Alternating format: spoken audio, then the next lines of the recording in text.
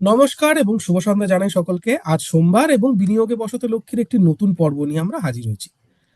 আহ, আজকের পর্বটি বলতে পারেন একটু একটা ভাইরাল কন্টেন্ট, মানে আমাদের ভাইরাল কন্টেন্ট না, বিভিন্ন ভাইরাল কন্টেন্টের জন্য আজকে আমরা এই পর্বের অবতারণা করেছি। তো ভাইরাল কন্টেন্টটা কি? আহ, ইন্টারনেট তো বটেই, এখন খবরের কাগজে অনেক সময় আমি দেখতে পাচ্ছি যে বিজ্ঞাপন আসছে 9 থেকে 12% একদম সিকিউরড ইনকাম, কিন্তু সেটা কোনো রকম কোনো মার্কেট লিঙ্ক নয়, বন্ডের মাধ্যমে। আপনারাও নিশ্চয়ই দেখে থাকবেন। আহ, মানে একটু অবাক লাগছে না? মানে সোনার পাথর বাটির মতো শুনতে লাগছে না ব্যাপারটা? যে 9 থেকে 12% রিটার্ন, 12% মানে অলমোস্ট আপনাকে লার্জ ক্যাপের রিটার্নের দিকে চলে যাচ্ছে, অথচ সেটা সম্পূর্ণ সুরক্ষিত, কোনো রকম কোনো ঝুঁকি নেই। এটা শুনতে একটু অবাক লাগছে না ব্যাপারটা? মানে আপনি প্লেন থেকে লাফ দিলেন, আপনার পিঠে প্যারাশুট নেই, ও বলছে আপনাকে নিচে ক্যাচ করে নেওয়ার জন্য লোক আছে, বা বিরাট বড় একটা হাওয়া, মানে হাওয়া ভরা একটা বেলুনের মতো বিরাট বড় একটা বিছানা পেতে রাখা হবে, যেখানে আপনি পড়বেন, বাউন্স করে যাবেন, কিচ্ছু হবে না, এরকমটা ব্যাপার। তো আজকে আমরা ওই হাওয়া ভরা বেলুনটা কতটা সত্যি, বা ফুটো করে দিলে হাওয়াটা কত দ্রুত বেরিয়ে যায়, সেইটা নিয়েই আলোচনা করব। তো যথারীতি আমাদের সঙ্গে আলোচনায় রয়েছেন কৌশিক ওসা স্যার। আপনাকে অনেক অনেক স্বাগত আমাদের শোতে। নমস্কার। নমস্কার। কি বলবেন এই সাম্প্রতিক বেলুন, যেটা বহুল পরিমাণে ফুলেই চলেছে হাওয়া দিয়ে, এবং মানুষ নিশ্চয়ই খানিকটা হয়তো বিশ্বাসও করে ফেলছেন, কেন বড় বড় সংবাদপত্র বা মানে ইন্টারনেটের বিভিন্ন চ্যানেলে এত এত বিপুল পরিমাণে অ্যাড দেখা যাচ্ছে যে মানুষ বিভ্রান্ত হতে হয়তো বাধ্য। আপনি কি বলবেন এটা নিয়ে? এই পরিপ্রেক্ষিতে ছোট্ট করে একটু বিবরণ করে দিই, বন্ড মানে কি। বন্ড হুম। মানে হচ্ছে একজন কোম্পানি ধার নিচ্ছে মার্কেট থেকে, হুম। কোম্পানি বা সরকার, হুম। গভর্নমেন্ট বন্ড বা প্রাইভেট সেক্টর বন্ড, ঠিক আছে। হুম। এবার একটা জিনিস মনে রাখতে হবে, বন্ড মার্কেট হুম। ইন্টারন্যাশনালি, হুম। আন্তর্জাতিক স্তরে কিন্তু বন্ড মার্কেট, ইকুইটি মার্কেট মানে শেয়ার মার্কেটের চেয়ে অনেক গুণ বেশি বড়। তার প্রধান কারণ হচ্ছে সব সরকারই ধার নেয় মার্কেটে, এবং অনেক কোম্পানি ধার নেয় মার্কেটে, বিভিন্ন কারণে ধার নেয়। মানে কিছু ফ্যাক্টরি বসানোর জন্য বা ওয়ার্কিং ক্যাপিটাল করার জন্য এগুলো ধার নেয়। তো বন্ড মার্কেট কিন্তু একটা বিশাল মার্কেট, এবং এটা খুব মানে ওয়েল এস্টাবলিশড মার্কেট। এটা এটা এমন কিছু ইয়ে নয় যে নতুন কিছু নয়। হুম। এবার বন্ড দু রকমের হয়, একটা হচ্ছে সরকারি বন্ড, তার মধ্যে একটা সোভারেন বন্ড বলে যেটা হচ্ছে সেন্ট্রাল গভর্নমেন্ট, আর একটা স্টেট ডেভেলপমেন্ট লোন যেটা হচ্ছে হুম। রাজ্য সরকার, এসডিএল। হুম। এর হুম। বাইরে হচ্ছে সব কোম্পানি। হুম। এবার কোম্পানিগুলো যখন বন্ড মানে ধার নেয় মার্কেট থেকে, এবার তো ধার কারোর থেকে তো নিচ্ছে, সে আমি আপনি হতে পারে, বা ব্যাংক কোনো হতে পারে, বা কেউ একটা হতে পারে। এবার যারা যারা ধার দেবে, তারা তো দেখতে হবে যে এখানে ধার দিলে দুটো প্রশ্ন, একটা হচ্ছে আমার টাকাটা ফিরবে কিনা, হুম। দ্বিতীয় হচ্ছে আমি কি সুদ পাবো কিনা। হুম। এই দুটো প্রশ্ন। তো এইগুলোর করার আগে ওরা একটা আহ, তিন চারটে কোম্পানি আছে ভারতে, যেগুলোকে বলে ক্রেডিট রেটিং এজেন্সি, তাদের কাছে গিয়ে ক্রেডিট রেটিং করে, মানে আমি ঠিক। কত ভালো, আমি হুম। কত সুরক্ষিত, ঠিক আছে। হুম। এবার ব্যাপার হচ্ছে যে যেখানেই আপনি দেখবেন যে ভালো কোম্পানি, সরকার হুম। সরকার যে বন্ডগুলো ছাড়ে, সেগুলোর কিন্তু সুদ হচ্ছে 6, 6.5, তার বেশি নয়, সে রাজ্য সরকার বা কেন্দ্রীয় সরকার হোক। ভালো কোম্পানি মানে একদম টপ লেভেলের কোম্পানি, যেগুলোকে বলে একদম ব্লু চিপ কোম্পানি, তারা যদি কোনোদিন এনসিডি, নন কনভার্টেবল ডিবেঞ্চার, বা তারা বন্ডেও রিলিজ করে, তাদেরও ইন্টারেস্ট কিন্তু 7%, মেরে কেটে 7.5%-এর উপর যায়। তো এবার যে কোম্পানিরা 9 থেকে 12% দিচ্ছে, এই বিজ্ঞাপনে বলছে, তো 9 থেকে 12% দেওয়া মানে হচ্ছে আমাকে বেশি সুদ দিতে হবে, তাহলেই লোকে আমার বন্ডটা কিনবে, আমাকে ধার দেবে। তার মানেই হচ্ছে যে আমার ক্রেডিট রেটিংটা অত ভালো নয়। হুম। এবং স্বভাবতই আমি যখন এটা একটু বিশ্লেষণ করলাম, আমি দেখলাম যে যেই কোম্পানিগুলোর বন্ডের 9 থেকে 12% বলছে, ইনফ্যাক্ট কিছু কিছু জায়গায় আছে 13%ও দিচ্ছে, তাদের হুম। ক্রেডিট রেটিংটা কি? হুম। দেখা গেল তাদের ক্রেডিট রেটিং হচ্ছে বিবি, বিবি, এ মাইনাস। এ মাইনাস তো অনেক উপরে, সব অনেক উপরে, হ্যাঁ সেই টাইপের। বি মাইনাস অব্দি আমি দেখেছি। হ্যাঁ। তো এবার ব্যাপার হচ্ছে এটা ভালো না খারাপ সেটার মধ্যে আমি যাচ্ছি না, খালি এইটুকু আমি জানি যে এইটা যে বেশি সুদ দিতে চায়, তার মানে হচ্ছে তার বন্ড কেনার ইচ্ছেটা কম লোকের, তাই জন্য আমাকে বেশি সুদ দিতে হচ্ছে কেনার হুম। জন্য। এবং কেন ইচ্ছেটা কম? বিভিন্ন কারণ হতে পারে। কোম্পানির নাম জানে না। এক, সেটা খুব বেসিক কারণ, কোম্পানি খুব ভালো হতে পারে কিন্তু নাম জানে না। দ্বিতীয় কারণ হতে পারে নাম জানে কিন্তু কোম্পানির কি বলবো ব্যবসার যে প্রফিট অ্যান্ড লস বলুন বা ক্যাশ ফ্লো বলুন বা ব্যালেন্স শিট বলুন, এগুলো অত ভালো পরিস্থিতিতে নয়। এই দুটো কারণই হয়। এবার এই পরিপ্রেক্ষিতে যখন দেখবেন যে যে বলছে বন্ড 9 থেকে 12% দেবো, সে কিন্তু মনে রাখবেন হচ্ছে তার বন্ডের ডিমান্ড মার্কেটে অতটা নেই, তাই জন্য তাকে একটু লোভ দেখাতে হচ্ছে। লোভ কথাটা আমি এমনি ভালোভাবেই বলছি, তাকে একটু দেখাতে হচ্ছে যাতে লোকে কেনে। হুম। এই হচ্ছে আমার পরিপ্রেক্ষিতে। এবং দেখুন, আমি রিসার্চ অ্যানালিস্ট নই যে আমি এটা ওইভাবে অ্যানালাইজ করব। আমি একটু পরে খুব সহজভাবে একটা অ্যানালিসিস করে নেব যে অনেক ডেট মিউচুয়াল ফান্ড আছে, তারা কি এই বন্ডগুলো কিনছে কি কিনছে না। তার হুম। আগে আমার মনে হয় রজত, ক্রেডিট রেটিং, যেহেতু তুমি ক্রাইসিলে আগে কাজ করতে, ক্রেডিট রেটিংটা হুম। একটু ছোট্ট করে একটু বুঝিয়ে দাও, তাহলে দর্শকরা বুঝে যাবে। খানিকটা বুঝতে হয়তো আপনাদের সুবিধা হবে, তো এই জন্য আমি এদের খুব সংক্ষেপে বলে নিই। আমাদের দেশে 4টি সংস্থা আছে যারা এই ক্রেডিট রেটিংটা করে। ক্রেডিট রেটিং মানে হচ্ছে, ক্রেডিট মানে লোন, রেটিং মানে হচ্ছে আপনাকে রেট করা যে আপনি লোনটা মানে শোধ করতে পারবেন বা পারবেন না। আপনার কোম্পানির আপনার যে সংস্থা আছে তার অর্থনৈতিক স্বাস্থ্য কেমন আছে, আপনারা কতটা সলভেন্ট, যে আপনারা একটা জায়গা থেকে লোন নিলে বা বন্ডের মাধ্যমে অর্থ সংগ্রহ করলে সেটাকে শোধ দেওয়ার মতো আপনাদের ক্ষমতা আছে। এই যে অর্থনৈতিক স্বাস্থ্য যে পরীক্ষা হয়, সেটা রেটিং এর মাধ্যমে হয়। তো যে 4টি সংস্থা আমাদের দেশে রেটিং করে তারা হলো ক্রিসিল, কেয়ার, ইকরা আর ফিচ। এই 4টে সংস্থা বাদে অন্য কোনো সংস্থার কাছে এই রেটিং করার ক্ষমতা নেই। এটা ভারত সরকার প্রদত্ত একটি ক্ষমতা, যে এই 4টে সংস্থাকেই দেওয়া আছে। এবং এই রেটিং এর আওতায় সমস্ত সংস্থা যারা বড় ধরনের লোন, বা ব্যক্তিগত স্তরে বলছি না, ব্যাংক থেকে কনসর্টিয়াম মানে বিরাট বড় মাপের লোন, এবং বন্ডের মাধ্যমে অর্থ সংগ্রহ করে থাকেন, তাদের এই রেটিং এর আওতায় আসতেই হবে, না হলে তারা এটি করতে পারবেন না। বিশেষত আমরা জানি যে অনেকে বড় বড় লোন নিয়ে, অনেক বড় বড় শিল্পপতিরা এদেশ ত্যাগ করে তখন অন্য দেশে গিয়ে আহ, পালিয়ে গেছেন। তারপরে সে তার অভিঘাত কি হয়েছিল সেটাও আমরা জানি। অনেক ব্যাংকের অবস্থা খুব খারাপ হয়ে গেছিল। তো সেই জিনিস আর যাতে ফিরে না আসে, সেজন্য এই ব্যবস্থাটা করতেই হয়। এই 1 নম্বর। 2 নম্বর হচ্ছে রেটিং কত রকমের হয়। বি মাইনাস থেকে বি, মানে বি মাইনাস, বি, তারপর বি প্লাস, তারপর ডাবল বি, তারপর ডাবল বি মাইনাস, তারপর ডাবল বি প্লাস, এভাবে উঠতে থাকে আস্তে আস্তে। বি মাইনাসের নিচে রেটিং ইউজুয়ালি হয় না, কারণ বি মাইনাস হচ্ছে সব থেকে খারাপ। এই রেটিং এর স্তরে যদি আপনি মই সিঁড়ি একটা যদি কল্পনা করে নেন, বি মাইনাসের নিচে আর কিছু নেই। মানে বি মাইনাস মানে আপনার অর্থনৈতিক স্বাস্থ্য কোম্পানির একেবারেই ভালো নয়, আপনি লোনটা শোধ করার মতো অবস্থায় হয়তো আপনার কোম্পানি নেই।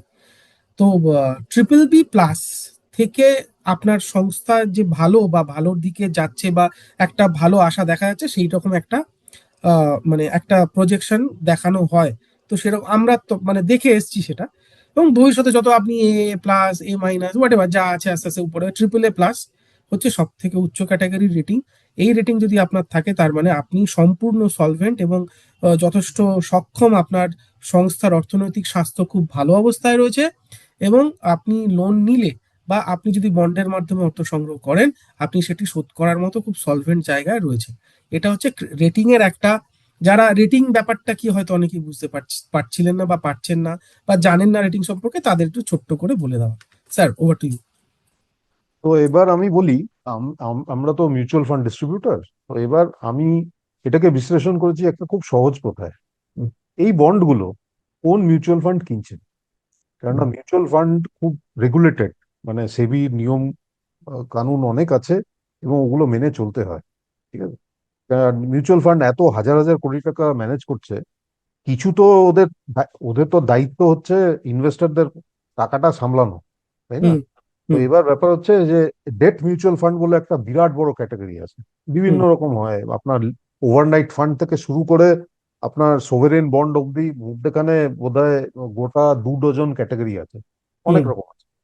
ওগুলো ক্যাটাগরাইজেশন মেইনলি হচ্ছে কত লম্বা মেয়াদের দেনা, সেটার হুম। উপর, হুম। ডিউরেশনের উপর। এবার আমি এই কিছু বিজ্ঞাপনে ওদের ওয়েবসাইটে গিয়ে আমি দেখলাম যে আচ্ছা এইগুলো 9 থেকে 12% দিচ্ছে এই কোম্পানির বন্ডগুলো। এবার এই কোম্পানির বন্ড গুলো কি কোনো মিউচুয়াল ফান্ড কিনেছে? হুম। তাহলে বুঝতে পারবো, কারণ মিউচুয়াল ফান্ড কেনা মানে হচ্ছে অ্যাটলিস্ট এটা জানে যে ঠিক আছে, ওরা সব পরীক্ষা নিরীক্ষা করে অনেক কিছু করেছে, কারণ ওদের কাছে হুম। ক্ষমতা আছে এসব করা।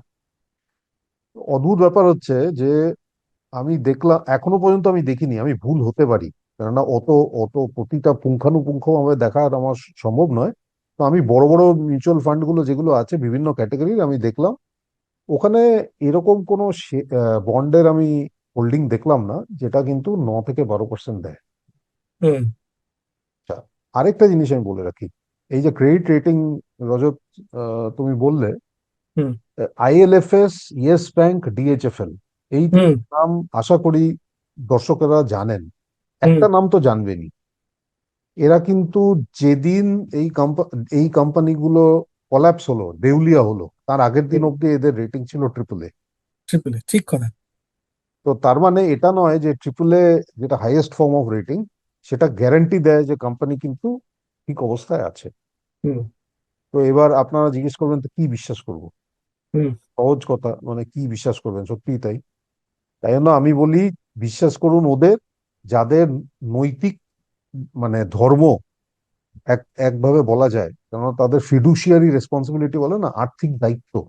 হচ্ছে বিনিয়োগকারীর পয়সাটাকে মানে সুরক্ষিত রাখা, হুম। টাকাটাকে, তাই না? সেটা হচ্ছে মিউচুয়াল ফান্ড।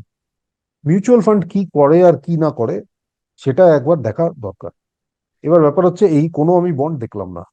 এবার একটা ক্যাটাগরি মিউচুয়াল ফান্ড আছে যেটাকে বলে ক্রেডিট রিস্ক ফান্ড। হুম। এটা দেখবেন অনেক মিউচুয়াল ফান্ড কোম্পানির ক্রেডিট রিস্ক ফান্ড একটা করে আছে। ওর মধ্যে আমি দেখলাম অদ্ভুত ব্যাপার হচ্ছে, 2-3টে কোম্পানির ওই ক্রেডিট রিস্ক ফান্ড আছে, বিগত 1 বছরে দুর্দান্ত রিটার্ন দিয়েছে। একটা ফান্ড তো বোধহয় 20% রিটার্ন দিয়েছে, অ্যানুয়াল রিটার্ন। অ্যানুয়াল মানে 1 বছরে, হুম। কেন হয় যে আগের বছরও 20 দিয়েছে, ওরকম না। আমি বললাম এটা কি হলো, কারণ আমি দেখে বললাম আচ্ছা, এটা যদি হয় তাহলে অ্যানালাইজ করে দেখি, হয়তো আমার গ্রাহকদের আমি সাজেস্ট করতে পারবো কিছুটা আপনি এখানে দিন, কারণ খুব ভালো রিটার্ন। তো হুম। ওটা অ্যানালাইজ করতে গিয়ে দেখলাম যে এই 3-4টে ফান্ড যেগুলোতে এই হঠাৎ একটা বিরাট জাম্প হয়েছে রিটার্নে, বিরাট একটা উঁচু গেছে রিটার্ন, তার প্রধান কারণ হচ্ছে, প্রধান নয় একমাত্র কারণ হচ্ছে, আইএলএফএস এর বন্ড এদের কাছে ছিল। আচ্ছা। আইএলএফএস কবে দেউলিয়া হয়েছে? 2017, তাই তো? হুম। হুম। হুম। যতখানি আমার মনে আছে। এবার এত বছর পরে, 8 বছর পরে 2025-এ কিছু হুম। টাকা ফেরত এসছে, কেননা ওরা হুম। রাইট অফ করে দিয়েছিল। আচ্ছা। টাকা যেটা ফেরত এসছে এখন সেই ইউনিটে আবার ফেরত এসছে, তাই জন্য হঠাৎ একটা বিশাল রিটার্নের জাম্প করেছে। ওখানে দেখা গেছে। এবার বুঝতে পারছেন তো যে মিউচুয়াল ফান্ড যারা এত ম্যানেজ করে, তাদেরও রাইট অফ করতে হয়েছিল, তাদেরও কিন্তু এটা হঠাৎ টাকা ফেরত আসার জন্যই ভালো রিটার্ন দিয়েছে। আরেকটা জিনিস বলি, মিউচুয়াল ফান্ডে কিন্তু একটা কোম্পানির ওরা বন্ড কেনে না, বা হুম। একটা সরকারেরও অনেক রকম বন্ড থাকে, একটা কেনে হুম। না, হুম। একটা ঝুড়ি কেনে, বিভিন্ন রকমের কেনে, যাতে রিস্কটা কমে যায়। আমি বলবো যদি আপনাকে ডেট মানে বন্ড কিনতে হয়, তাহলে হুম। অনেক রকম বন্ড ফান্ড আছে। হুম। কর্পোরেট বন্ড ফান্ড আছে, ডায়নামিক বন্ড ফান্ড আছে, গিল্ড ফান্ড আছে, gilt fund with constant duration আছে, এরকম অনেক আছে। তাছাড়া যত short duration, ultra short, long, medium, low, সবেরইতেই বন্ড আছে। হুম। তাহলে ওগুলো দেখুন। একদম। আর আরেকটা আমি কথা বলছি, আপনার একদম শিওরিটি, আর মনে রাখবেন মিউচুয়াল ফান্ড কিন্তু শিওর রিটার্ন নয়। তাই না হুম। আমি বলি, মানে যেটা ফান্ড ম্যানেজাররাই বলেন, 1-2 বছরের মেয়াদ যদি দেখেন তাহলে মানি মার্কেট বেস্ট, তার উপরে যাবেন না। ঠিক আছে? হুম। এবার আমি বলি যে কারোর যদি গ্যারান্টিড রিটার্ন চাই, তাহলে তো পোস্ট অফিসও 8.2% দিচ্ছে। হুম। ছোট ছোট কিছু ছোট আপনার স্মল ফিনান্স ব্যাংক আছে যাদের এফডি 8% বা 8%-এর ওপর দিচ্ছে। হুম। ওখানে 5 লাখ অব্দি তো আরবিআই থেকে গ্যারান্টিড, আপনার হুম। ক্যাপিটাল লস হবে না। লস হবে তো না, আমার হ্যাঁ। মনে হয় ওটাই সেফার, পোস্ট অফিস বা এইগুলো, সেটার চেয়ে বেটার, তাই না? একদম।